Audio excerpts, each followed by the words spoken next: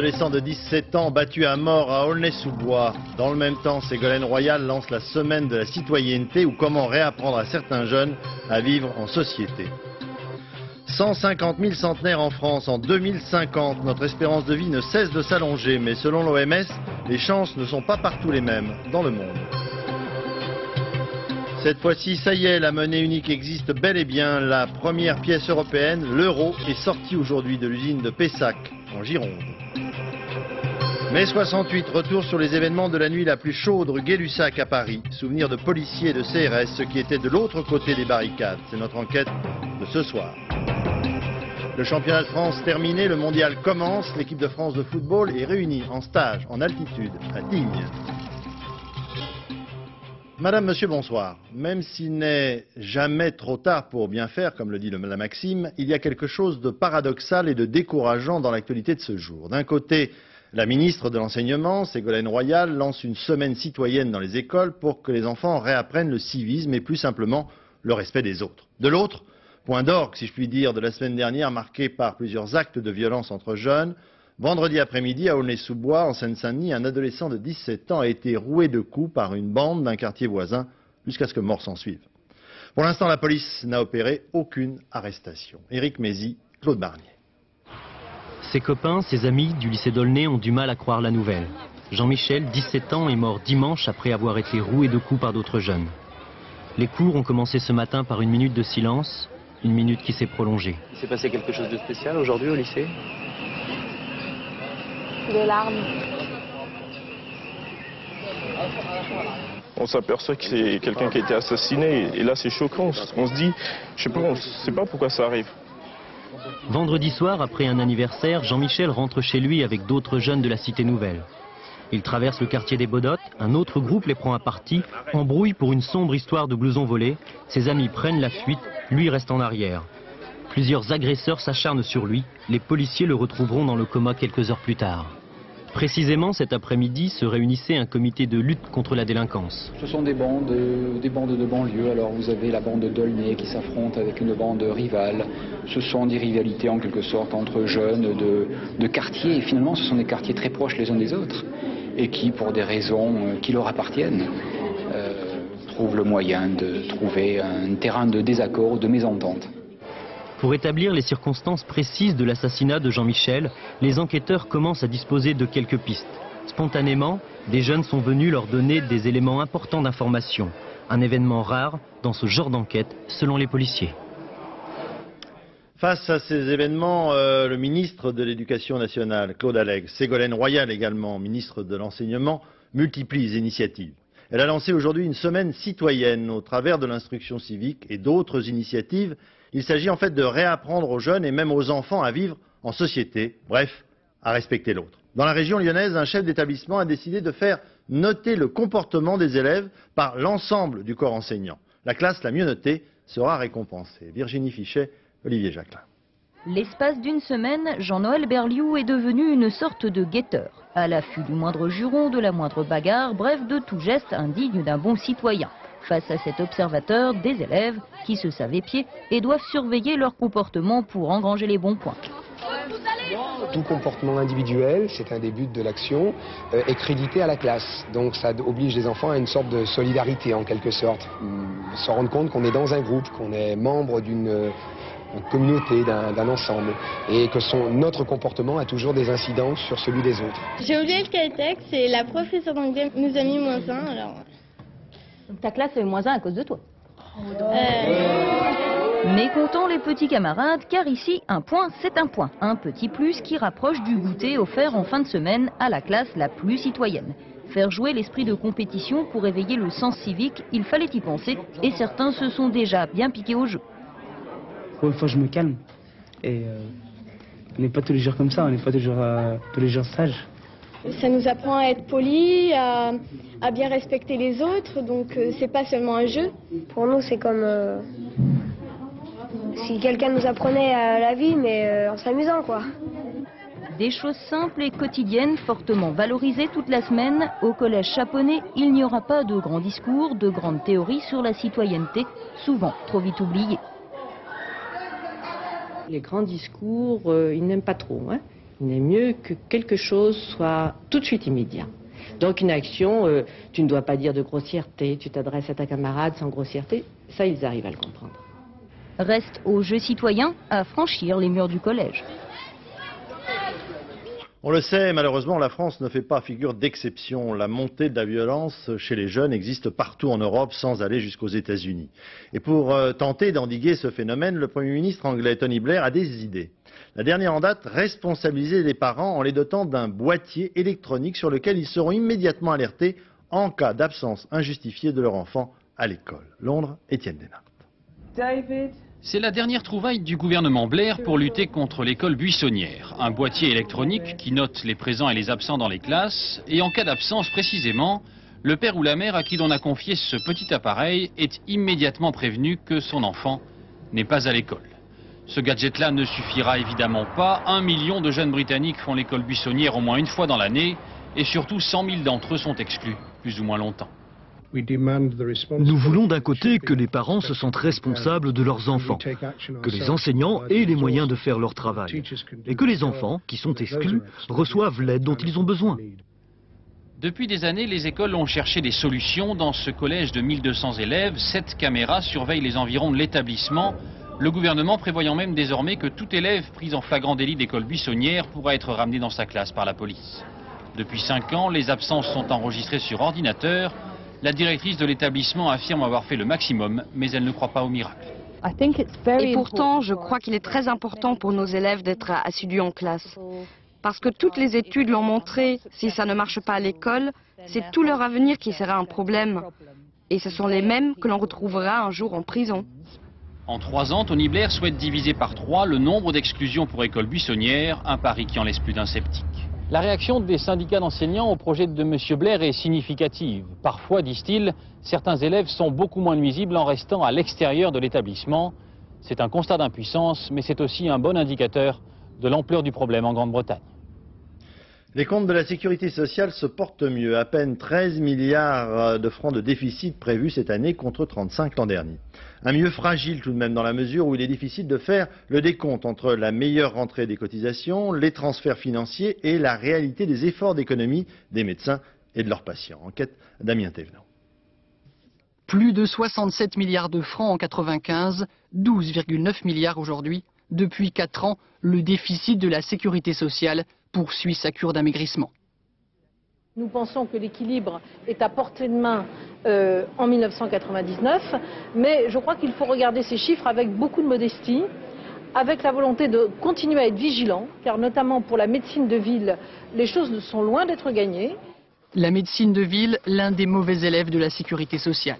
Depuis le plan Juppé de 97, les praticiens sont obligés de respecter une enveloppe de prescription, sinon ils sont pénalisés. Avant, il n'y avait que le code de déontologie qui existait derrière, il n'y avait que sa conscience et le code de déontologie. Maintenant, il y a des règles qui sont édictées par d'autres personnes que sa conscience et l'ordre des médecins. Des règles pas toujours respectées, et c'est là l'inquiétude du gouvernement. Depuis janvier dernier, les dépenses de santé sont reparties à la hausse, les médecins ont plus prescrit que prévu. Une dérive qui pourrait compromettre l'ambition du gouvernement d'équilibrer les comptes de la Sécu dès l'année prochaine. En attendant, Martine Aubry a décidé d'ouvrir un dialogue avec les médecins, inciter les praticiens à prescrire aussi bien mais moins cher, sans avoir recours à des sanctions en cas de dépassement. C'est l'objectif ambitieux du gouvernement. L'Organisation mondiale de la santé nous annonce une bonne nouvelle. L'espérance de vie n'a jamais été meilleure dans le monde, mais les chances ne sont pas égales. La moyenne de vie est en baisse dans l'ex-URSS par exemple ou encore en Afrique. Là, elle ne progresse pas.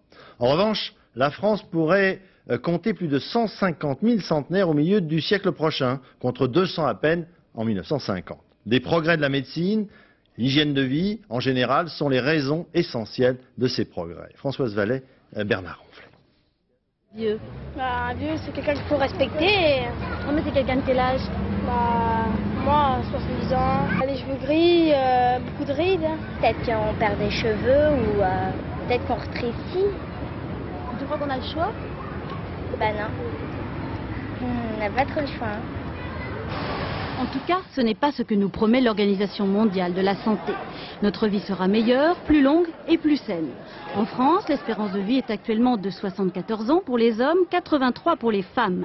Lily et son mari ne révèlent pas leur âge, mais ils sont au-delà des pronostics. Nous mangeons d'une manière très saine et très simple. Les sauces, c'est nous, ça fait toutes ces choses, tous les gras. Nous mangeons beaucoup de fruits. Mais pas nous aussi, beaucoup de fruits. Comme des frugivores, comme les singes. Et puis, nous allons beaucoup en plein air. Raymond, lui, fréquente tous les jours son club de sport. Aujourd'hui, il va à la piscine. J'ai 90 ans. Oui, je fais encore de la bicyclette. C'est bien. Sachez que dans l'avenir, il y aura de plus en plus de centenaires. Les vieux refusent de mourir. Tous les gens qui mouraient à l'âge de 70 ans, 80 ans, ben maintenant ils ne meurent plus. Ils ont décidé de reporter leur décès. Évidemment, ils ne le pensent pas comme tel, mais c'est ce qui se passe. Ils sont bien, ils sont heureux, ils ont des moyens, ils peuvent voyager, ils peuvent s'entretenir, et donc ils préfèrent continuer à vivre plutôt que mourir. L'amélioration des conditions de vie, d'hygiène, le chauffage, le droit à la retraite et les progrès de la médecine nous permettent de gagner un trimestre d'espérance de vie par an. Si tout va bien, ces petites-filles seront sans doute centenaires. La Bourse de Paris vient de franchir la barre des 4000 points. Le CAC 40, qui réunit les principales valeurs françaises, a atteint aujourd'hui son plus haut historique. C'est dû principalement aux excellents bilans de nombreuses sociétés pour le premier trimestre de cette année, puis à la très bonne santé de la Bourse de New York, ainsi qu'à la remontée du dollar. Après les accords politiques d'il y a 15 jours, nous sommes entrés concrètement dans l'Europe de la monnaie unique. L'usine de Pessac en Gironde a battu aujourd'hui ses premières pièces européennes. Jean-Paul Chapelle, Vincent Bouffarty. L'euro, c'est désormais du concret. Depuis 13 heures, la monnaie unique a un visage, deux faces et une épaisseur que tout le monde veut apercevoir. Il en sort déjà 250 à la minute. Le ministre de l'économie peut enfin les montrer. Comme il y en a deux, on ne peut plus dire que c'est le premier. Une face française, une face commune, de même taille que l'actuelle pièce de 10 francs. On peut l'observer à la loupe. L'euro existe pour la première fois en Europe et ça se passe en France. L'instant se veut historique et médiatique, pas de politique politicienne. La gauche comme la droite en France a voulu participer à ce grand mouvement de l'histoire et de construction de l'Europe. Aujourd'hui, ça devient concret. Moi, j'ai beaucoup de fierté à avoir entre les mains le premier euro qui a été produit. Une fierté partagée par les 400 salariés de l'usine. Mais pour eux, s'y mêle la crainte, l'euro sera fabriqué aussi par d'autres pays. Il faudra produire la meilleure qualité au meilleur prix. Ce sera la libre concurrence et on sera mis en concurrence avec les autres établissements monétaires. Vous croyez? Tout à fait, ça fait partie du plan d'entreprise. Ça sera quand même surveillé au niveau des États. Donc la Banque Centrale Européenne, c'est elle qui commandera les pièces de monnaie, qui commandera aux établissements les moins chers. En tout cas, le carnet de commandes est assuré jusqu'au 1er janvier 2002, date de la mise en circulation des euros. D'ici là, 11 millions de pièces par jour à produire et surtout à stocker dans un endroit tenu secret. Ce ne sera pas facile à cacher. En 3 ans et demi, cette usine va fabriquer plus de 7 milliards de pièces. Ça représente 30 000 tonnes, l'équivalent de 4 fois le poids de la Tour Eiffel. Et si vous voulez tout savoir sur l'euro, notre confrère Philippe Sassier vous propose un petit livre bien précieux, intitulé tout simplement « L'euro » aux éditions Flammarion. La disparition définitive du franc à l'horizon 2002 est un événement historique, pour le moins. La monnaie telle que nous la connaissons aujourd'hui, le franc, a été créé en 1360. Yannick Letranchant, Jean-Paul Chapelle. Plus qu'un symbole de richesse, le symbole de la liberté. Voici le premier franc. Il est né en 1360. Pour libérer Jean le Bon, prisonnier des Anglais, on lança une nouvelle monnaie. Ce fut le franc. Monnaie éphémère, elle renaîtra après la Révolution et remplacera les fameux assignats. En 1803, Napoléon crée le franc germinal. L'objectif, assurer au pays une monnaie forte et stable.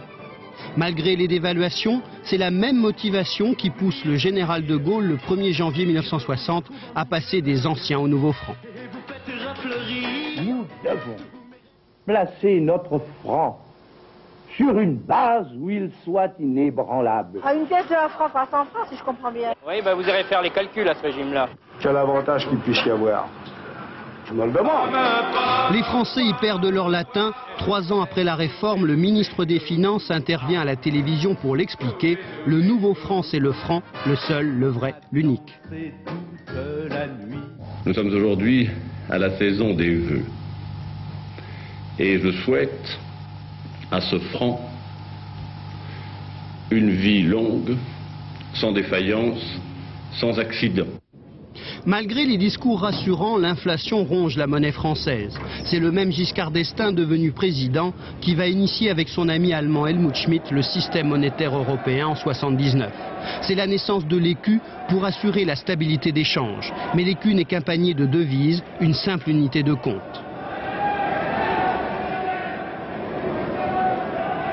Un autre couple, Kohl-Mitterrand, va formaliser l'acte fondateur de l'euro, le traité de Maastricht. Il fixe le calendrier et les conditions d'accès à la monnaie unique. Madrid, 1995, le nom de la monnaie unique est définitivement choisi. Dublin, 1996, l'euro prend forme, 7 couleurs différentes pour 7 billets de 5 à 500 euros. Mise en circulation des pièces et billets 1er janvier 2002, plus de 600 ans après sa création, le franc disparaîtra définitivement. La chaleur, l'absence de vent, en moins d'une semaine, la France a retrouvé ses problèmes de pollution. Alerte de niveau 2 aujourd'hui dans la région de l'étang de Berre, près de Marseille, dans le département du Gard, mais surtout, vous le voyez sur ces images, en Alsace, dans les principales villes de la région, Strasbourg, Mulhouse et Colmar. L'affaire du peloton de gendarmerie de Rivesaltes qui rançonnait les automobilistes et les chauffeurs routiers dans la région a pu faire sourire certains, mais pas les juges du tribunal correctionnel de Perpignan qui ont condamné les intéressés à des peines de prison fermes allant de 1 à 5 ans. Karine Comazzi, Pascal Ponce. Après une semaine d'un procès rocambolesque, puis 17 jours d'attente, les avocats des gendarmes de Rivesaltes attendaient le jugement quelque peu tendu. Tous ont plaidé la relaxe sous le sursis pour leurs clients accusés de vol, recel, concussion et corruption. Mais réquisitionner les porcelets, les stocker dans une cabine téléphonique pour les retirer au peloton n'est pas au goût de la présidente du tribunal. Le trafic de pastis non plus. Pas d'indulgence pour les 15 gendarmes de carrière, condamnés à des peines allant de 2 à 5 ans d'emprisonnement avec sursis, tous placés sous mandat. Les gendarmes auxiliaires s'en tirent mieux, 12 mois avec sursis. L'adjudant-chef Rochette est quant à lui condamné à 5 ans ferme, assorti d'une amende de 50 000 francs et d'un mandat d'arrêt pour avoir été le chef des racketteurs. Son avocat reste serein. En ce qui concerne Edmond Rochette, il a été relaxé du délit de concussion, c'est-à-dire pour le pastis.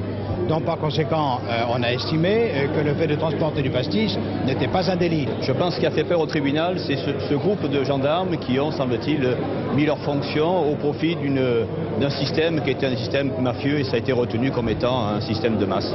C'est ce qu'ils payent aujourd'hui. Le procès s'est achevé dans la plus grande tension. 16 gendarmes de carrière sont placés sous mandat de dépôt ou d'arrêt.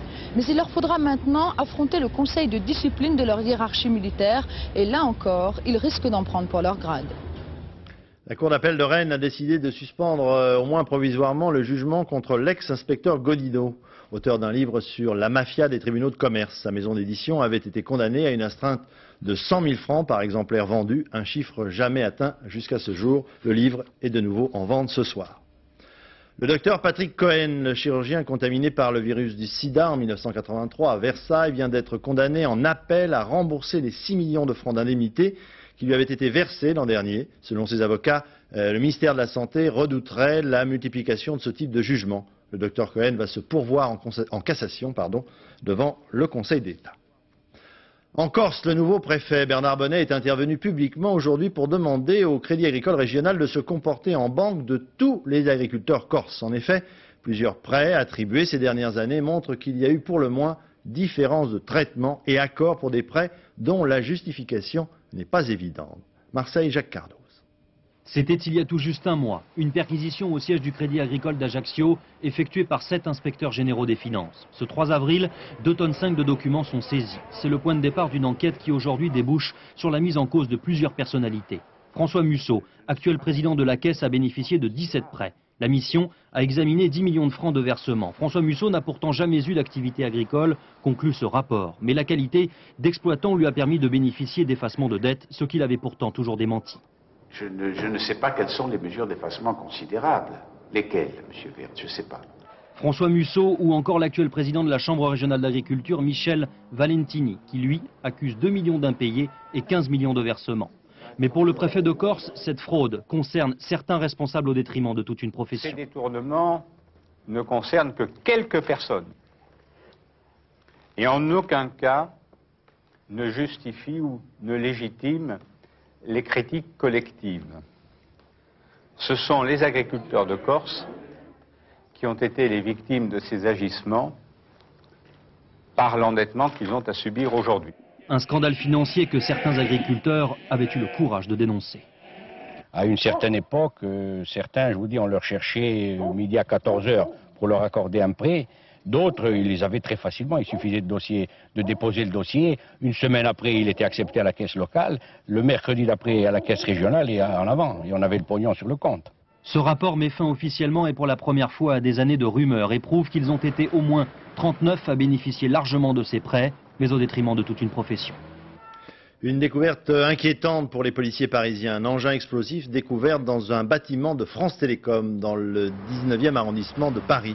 Ce sont les policiers spécialisés dans la lutte contre le terrorisme qui ont été chargés de l'enquête. Il s'agissait d'un paquet contenant une cartouche de gaz et un dispositif de mise à feu. L'engin a été découvert, heureusement, avant l'ouverture des bureaux. 135 morts officiellement recensés, c'est le dernier bilan de la tragédie survenue dans le sud de l'Italie. Le nombre de disparus varie encore entre 100 et 400. Aujourd'hui, les experts se sont rendus sur les lieux du glissement de terrain pour en déterminer directement les causes. Reportage Thierry Curtet, Philippe Jasselin. On se croirait sur la Lune, nous dira l'un des géologues de l'équipe. En fait, nous sommes au milieu de ce qui fut une verdoyante oliveraie en terrasse. Même les terrasses n'existent plus. La coulée a modifié géologiquement le bas de la montagne. Ici, un ouéda sec. Là, l'eau a creusé un petit canyon. Il nous demande de reculer, car des matériaux de la terre peuvent encore se décrocher. Les géologues travaillent à partir des cartes du cadastre. L'oliveraie figure sur cette carte. Pour le reste... Non,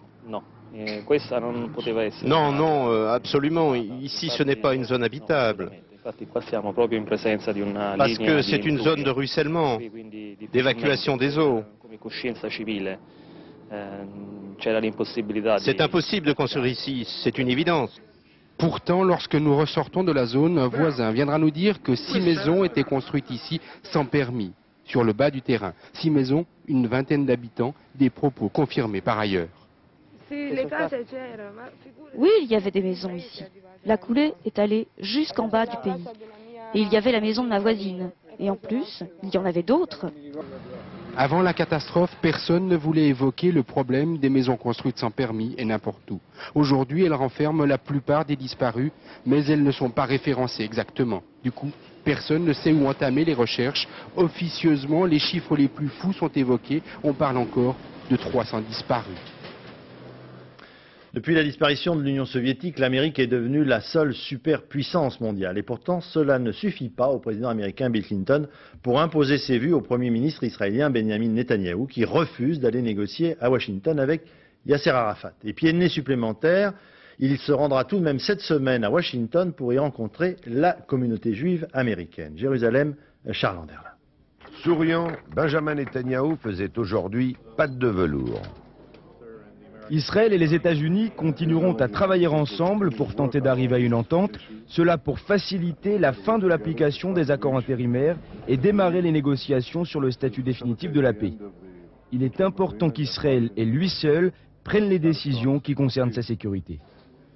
Dans l'entourage du Premier ministre israélien, on estime qu'un sommet avec Bill Clinton et Yasser Arafat pourrait avoir lieu d'ici 2 semaines. Du moins si les Américains et surtout Yasser Arafat accepte les conditions de M. Netanyahou. Le président palestinien qui est parti ce matin pour Bruxelles ne devrait pas céder. Il a déjà réduit ses exigences et ne réclame plus un retrait israélien de 30% de la Cisjordanie, mais seulement 13%, comme le proposent les Américains.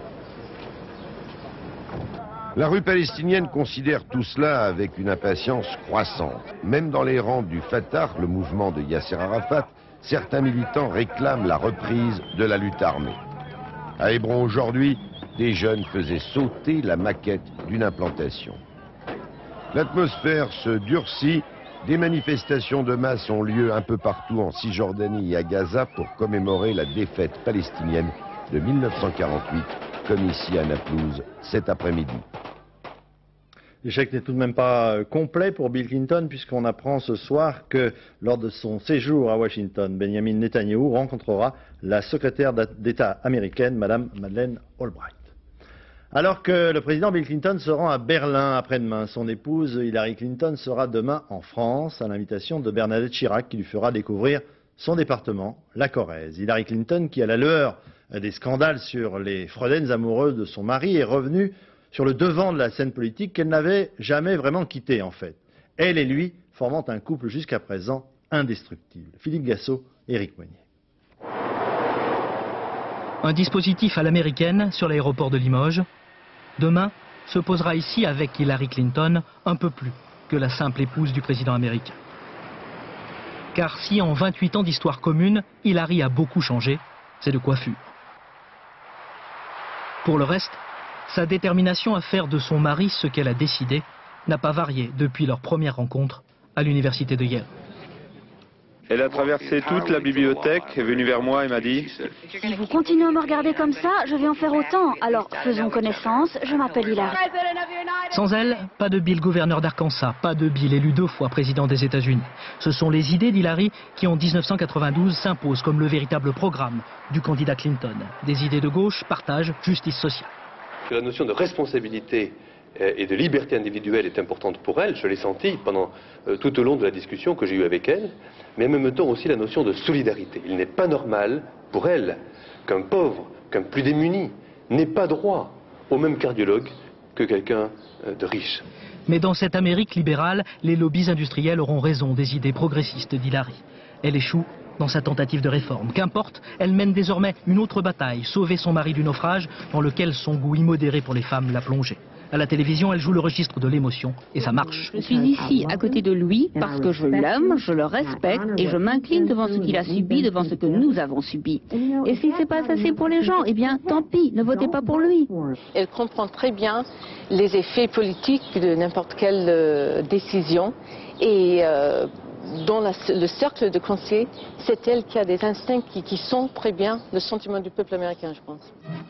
Depuis quelque temps, Hillary se comporte en première dame, plus classique. Comme si ses conseils à Bill Clinton n'étaient plus aussi déterminants qu'avant, mais qui le croira. L'Inde a procédé à une série de 3 essais nucléaires souterrains, bombe A et bombe H, une initiative très mal vue à Washington, dans la mesure où elle risque de dégrader un peu plus les rapports avec ses voisins pakistanais, voire avec la Chine.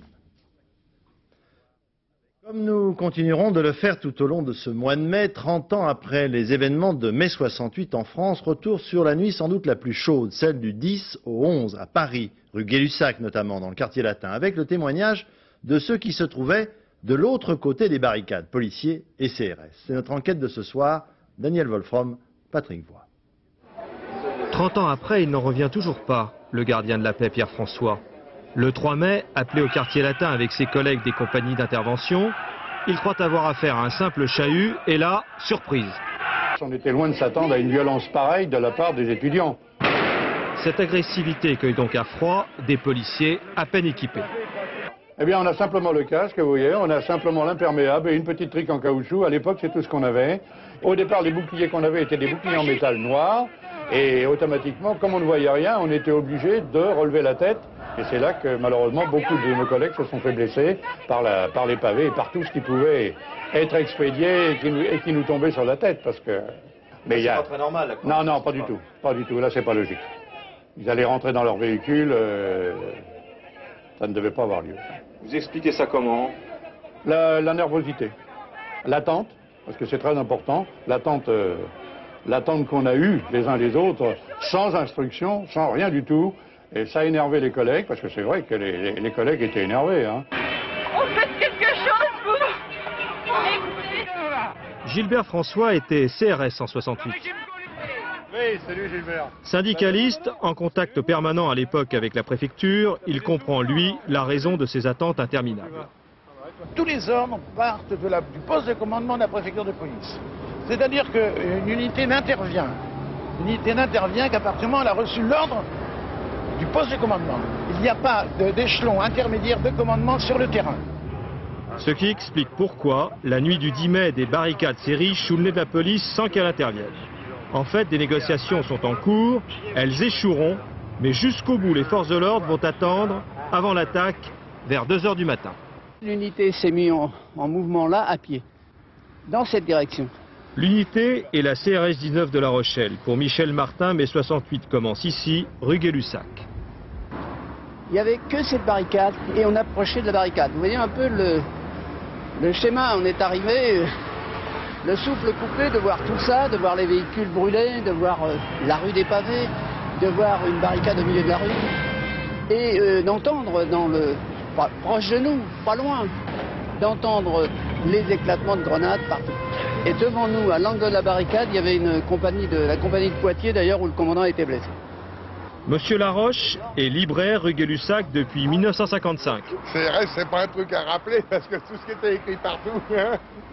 Dans le quartier plus précisément, nous n'avons pas eu de contact. Vous en avez, si vous avez la mémoire, vous vous rappelez qu'il n'y a pas eu de contact avec les flics ici, il n'y en a pas eu. Oui. Par contre... vous voulez dire qu'il n'y a pas eu de friction directe non, il n'y en a pas eu. Oui, oui. Il n'y en a pas eu. D'une part, et d'autre part, sur les barricades, par contre, quelques isolés venaient jusqu'à la barricade pour balancer des pavés. Ça, c'est sûr, on en avait. Oui. Je suis très heureux de vous avoir connu. Oui. Et au plaisir. Sans cette année connue, on se retrouve. Ça recommencera pas. Et puis moi, j'y serai plus. Hein. Oui. Oh, ben, je ne souhaite pas que ça recommence. Allez, au revoir. Et bon courage. Relevé vers midi, après une nuit d'émeute, le CRS Martin continuera son service pendant 1 mois, avant de partir surveiller les plages de l'Atlantique et de prendre ses vacances, comme une bonne partie des Français, cette année-là. Le championnat de France de football officiellement terminé. Aujourd'hui, l'équipe de France a véritablement commencé sa préparation. En attendant ceux qui jouent encore à l'étranger, tous les joueurs français opérant dans notre championnat, qui s'est terminé donc samedi soir, sont en stage à Tignes. Yann Lavoie, André Germain. La bonne nouvelle à l'arrivée de l'équipe de France à l'aéroport de Lyon ce midi, c'était la présence de Bernard Lama, le seul des légionnaires français à avoir obtenu la permission de se rendre à ce stage de Tignes. Car les 12 autres joueurs présents autour d'Aimé Jacquet évoluent tous dans le championnat français qui s'est terminé samedi. D'ailleurs, pour Robert Pires, vice-champion avec Metz, l'équipe de France va lui permettre d'oublier que le titre lui a échappé d'un rien. Il faut oublier le championnat et maintenant il faut se consacrer rien qu'à l'équipe de France, rien qu'au mondial. On commence dès aujourd'hui à Tignes et puis ça va nous faire du bien parce que la saison a été longue et surtout éprouvante. Eh bien justement, à l'hôtel Village Montana, tout est prévu pour faire de ce stage une vraie cure de remise en forme. Ici, les joueurs seront comme des coqs en pâte. La piscine est à la bonne température, 30 degrés, et les chambres sont spacieuses et très accueillantes. Enfin, les 6 kinésithérapeutes ne chômeront pas dans les salles de soins. Bref, c'est au pied de cette montagne que doit naître un groupe avec lequel tous les Français rêvent déjà du titre mondial. Bon, il y a quelques joueurs qui ont pas beaucoup de sélection, donc bon, à partir de là, à nous, aux anciens, de mieux les connaître, de mieux les introduire dans le groupe pour qu'ils se sentent le mieux possible dans ce groupe-là, puisque on va vivre 1 mois et demi ensemble, et donc il faut qu'ils se sentent bien. Et dès demain matin, 9 h 30, les 13 joueurs partiront en balade à 3600 mètres à la découverte du glacier de la Grande Motte. À Cannes aussi, il fait très beau. Et en attendant l'ouverture mercredi du Festival de cinéma, pour l'instant, ce sont encore les marins-pêcheurs qui tiennent la vedette. Ils ont bloqué le port pour protester contre un projet de ferme aquacole sur les îles de l'Érins, juste en face, qui mettrait en péril la pêche artisanale. Sur la Croisette, les derniers préparatifs se poursuivent. On attend l'arrivée du jury avec en tête son président, le réalisateur américain Martin Scorsese. L'homme plutôt discret nous a reçus avant son départ à New York. Il est né dans le quartier italien, Little Italy, celui qui affiche à son palmarès Taxi Driver, Palme d'Or d'ailleurs à Cannes, ou encore La dernière tentation du Christ, a l'habitude de dire avec plutôt d'humour qu'il ne s'est lancé dans le cinéma qu'après avoir longuement hésité entre la carrière de prêtre ou de gangster. Au brillet de l'air, Patrick Desmully.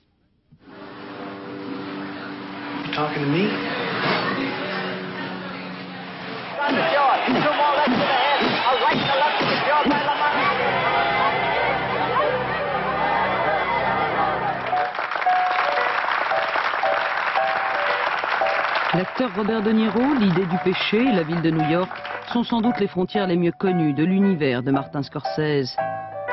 C'est dans son antre des bureaux d'un quartier cossu de New York que nous avons rencontré le fer de lance du cinéma américain indépendant à quelques jours de son départ pour Cannes.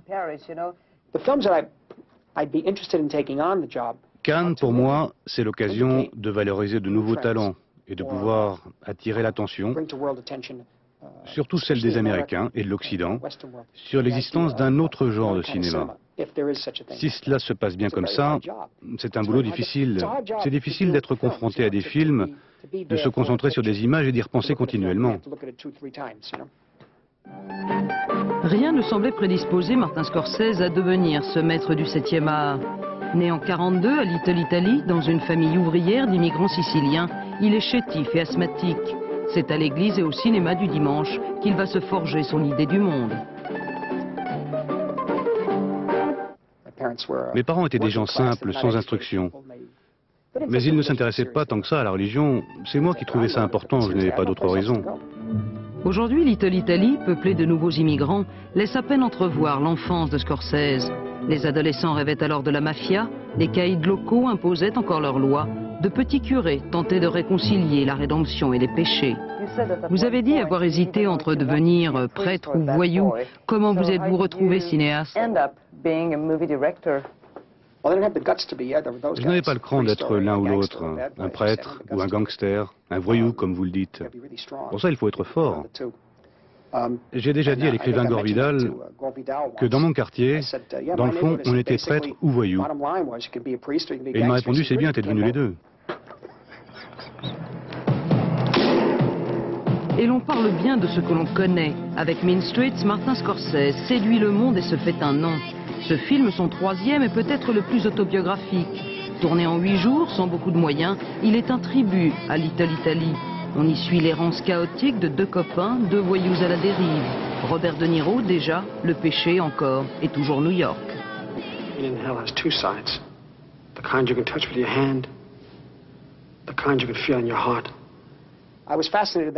J'étais fasciné à l'époque par ceux qui ont vraiment la foi. Les prêtres ouvriers, par exemple. Tous ceux qui sont capables de tout abandonner pour se dévouer aux autres. Si on est incapable, et je suis incapable, comment peut-on s'arranger avec?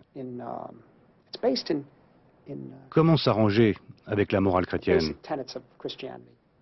Aimer Dieu et son prochain comme soi-même, ce sont les 2 commandements les plus importants dans ces conditions. Comment parvient-on à vivre dans un monde comme le nôtre? Réalisateur catholique, comme il se définit lui-même, son œuvre est particulièrement diverse. En une quinzaine de films, Scorsese sait se dévoiler et provoque parfois l'incompréhension. La reconnaissance, ce passionné de cinéma, il possède plus de 8000 vidéos et travaille à la restauration de films, l'a trouvé à Cannes il y a 22 ans. C'était Taxi Driver, La nuit de New York ressemblait à l'enfer, La mort faisait du chiffre au Vietnam et l'ange de Niro avait des airs de diable.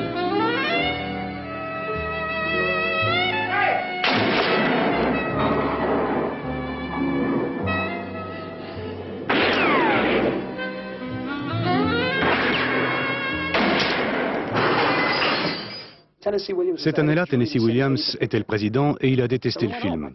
Alors j'ai fait mon travail, 2 jours d'interview, et puis on a quitté le festival. Avec De Niro, Jodie Foster, on était atterrés. J'admirais tant Tennessee Williams. C'est un poète. Mais il trouvait notre film trop violent. Du haut de son 1,60 m, Martin Scorsese impressionne. Le visage grave, illuminé par un sourire de gosse, il est un monstre d'idées et d'énergie. Sa profonde générosité et sa méticulosité de cinéaste en font un président d'exception pour ce 51e Festival de Cannes. À partir de mercredi, donc. Rappel du principal titre de l'actualité de ce lundi. Cette fois-ci, ça y est, la monnaie unique existe bel et bien. La première pièce européenne, l'euro, est sortie aujourd'hui de l'usine de Pessac, en Gironde. Voilà, ce journal est terminé. Dans un instant, la météo. Sophie Davant, je vous souhaite une excellente soirée sur notre chaîne. Bonsoir, à demain.